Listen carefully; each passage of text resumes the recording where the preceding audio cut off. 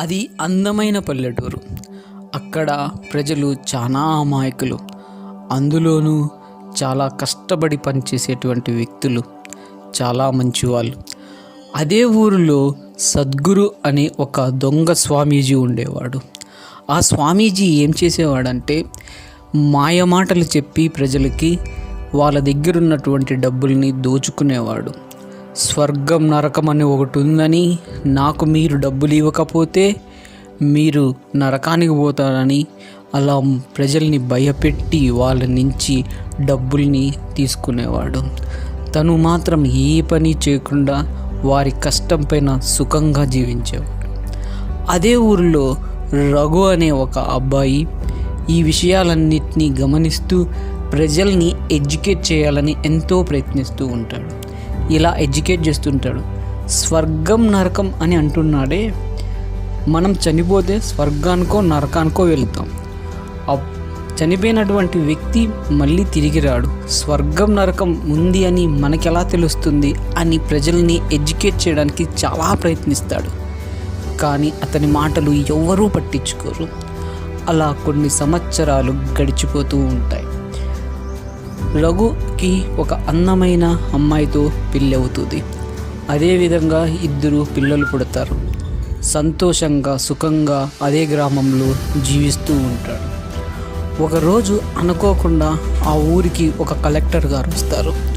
వచ్చి రఘుని గుర్తుపెట్టి, అన్నయ్య మీరు ఎలా ఉన్నాడు అని అడుగుతుంది. రఘుకి ఆశ్చర్యపోతాడు. కలెక్టర్ గారికి నా పేరు ఎలా తెలిసింది అని.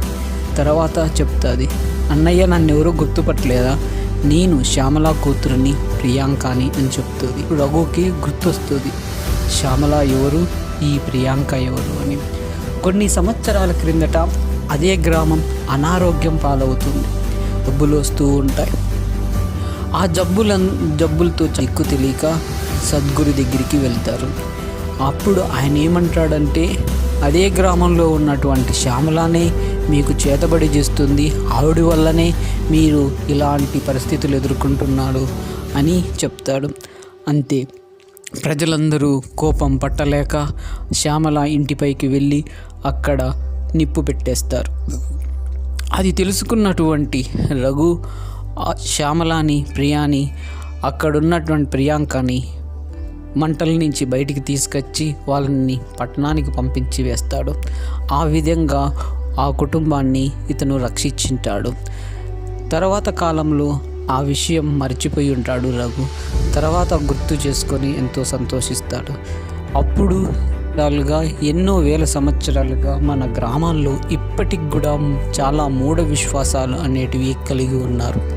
ఎప్పుడైనా గుర్తుపెట్టుకోండి, ప్రశ్నిస్తేనే మన మెదడు అనేది, ప్రశ్నిస్తేనే మనము ఎప్పుడైనా కానీ డెవలప్ అవుతాము. కానీ ఎప్పుడైతే మూఢ విశ్వాసాల్లో ఉంటామో అప్పుడు మనకు మానవత్వాన్ని కూడా కోల్పోవాల్సి వస్తుంది. అందుకే ప్రశ్నించడం నేర్చుకోండి. ప్రశ్నించడం అనేది కేవలం చదువుకున్న వాళ్ళు మాత్రమే చేయాల్సిన పని కాదు, ప్రతి ఒక్కరూ చేయాల్సినటువంటి పని.